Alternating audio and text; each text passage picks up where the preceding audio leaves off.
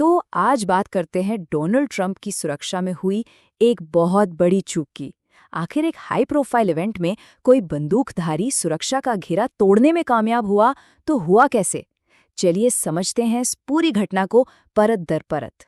देखिए, ये कोई मामूली घटना तो थी नहीं। ये एक ऐसे इवेंट में हुई जहां देश के सबसे बड़े नेता और पत्रकार मौजूद थे।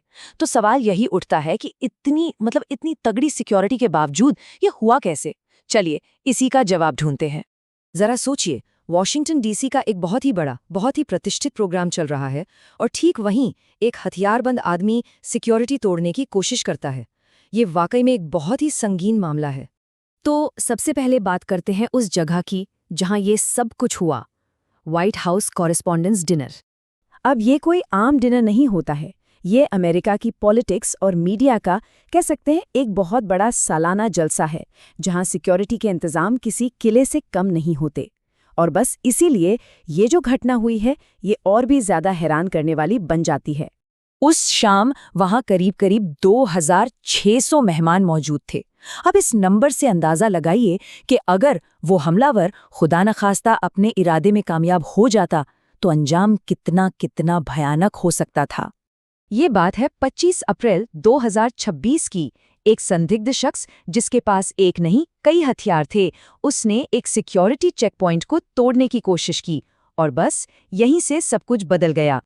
अच्छा, तो अब जरा और गहराई में चलते हैं और देखते हैं कि उस अफरा तफरी के माहौल में असल में हुआ क्या था।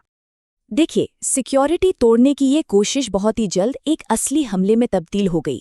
चेक पॉइंट के पास गोलियों की आवाज गूंजने लगी और देखते ही देखते पूरे माहौल में दहशत फैल गई। ये सब कुछ चंद पलों में हो गया। पहली गोली चली और फिर संदिग्ध को गिरफ्तार भी कर लिया गया।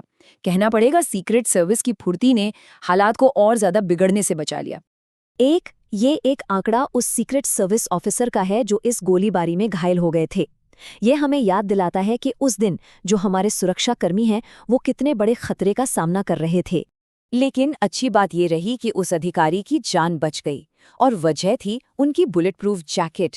इससे ये भी पता चलता है कि आज के ज़माने में ये जो मॉडर्न सेफ्टी इक्विपमेंट है ये कितने ज़रूरी हैं। ठीक है, तो अब ज़रा ये देखते हैं कि इस घटना में जो मुख्य लोग शामिल थे उनका क्या हुआ और घटना के फौरन बाद क्या एक्शन लिया गया। जो एक्शन हुआ वो बहुत तेज़ और निर्णायक था। एक तरफ डोनाल्ड ट्रंप को फौरन सुरक्षित बाहर निकाल लिया गया और दूसरी तरफ जो हमलावर था उसे मौके पर ही दबोच लिया गया। अधिकारियों को ये तो पता चल गया कि ये शख्स कैलिफोर्निया का रहने वाला है और इसके पास क्या क्या हथियार थे, लेकिन इस हमले के पीछे उसका असली मकसद क्या था, ये अभी भी एक बहुत बड़ा सवाल बना हुआ है। हाँ, तो ये बात एकदम साफ है कि पूर्व राष्ट्रपति डोनाल्ड ट्रंप और उनकी पत्नी मेलानिया ट्रंप दोनों पूरी तरह से सुरक्षित थे। सीक्रेट सर्विस ने बहुत तेजी दिखाते हुए उन्हें वहां से निकालकर एक सेफ लोकेशन पर पहुंचा दिया था। और हाँ, इस घटना का सीधा असर ये हुआ कि उस डिनर प्रोग्राम को उसी वक्त रद्द कर दिया गया। लेकिन इस एक घटना ने जो बड़े सवाल खड़े किए हैं वो कहीं ज्यादा गहरे और गंभीर हैं। तो चलिए अब इस घटना को एक बड़े नजरिए से देखते हैं कि ये सुरक्षा चुनौतियों की पूरी तस्वीर में कहाँ फिट होती है। सूत्रों ने इस घटना को क्या कहा है? उन्होंने इसे एक और गंभीर सुरक्षा खतरा बताया है। इसका सीधा मतलब ये है कि इसे कोई एक अकेली अलग थलग घटना मानकर नहीं चला जा रहा है। तो जैसा मैंने कहा, ये सिर्फ एक घटना नहीं है, ये एक चिंताजनक पैटर्न का हिस्सा है।